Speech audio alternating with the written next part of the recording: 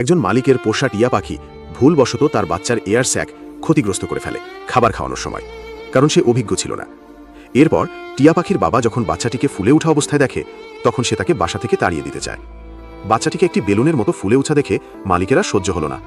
তিনি সিরিঞ্জের সুচ ব্যবহার করে প্রথমবারের মতো এয়ার স্যাক থেকে বাতাস বের করেন।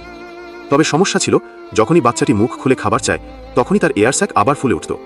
তাই মালিককে বারবার বাতাস বের করতে হতো এবং নরম টিউব লাগানো একটি সিরিঞ্জ দিয়ে সরাসরি খাবার খাওয়াতে হতো। তবুও এয়ার স্যাকের ফোলাভাব বারবার ফিরে আসছিল। পরে অভিজ্ঞ ইন্টারনেট ব্যবহারকারীদের পরামর্শ নিয়ে মালিক একটি নরম এক্সস্ট টিউব কিনে আনেন। তিনি খুব সাবধানে এয়ার স্যাকের দেয়ালে একটি ছোট ছিদ্র করেন, রক্তনালী এড়িয়ে, এবং সেখানে টিউবটি ঢুকিয়ে দেন। এর ফলে বাচ্চা যেসব বাতাস শ্বাসের সঙ্গে গ্রহণ করত তাই টিউব দিয়ে বেরিয়ে যেত। মালিক প্রতিদিন বাচ্চাটিকে ওষুধ দিতেন ও খাবার খাওয়াতেন। 5 দিন পর বাচ্চাটি পুরোপুরি সুস্থ হয়ে যায়। এরপর মালিক ধীরে ধীরে টিউবটি খুলে ফেলেন এবং সেই স্থানটি জীবাণুমুক্ত করেন।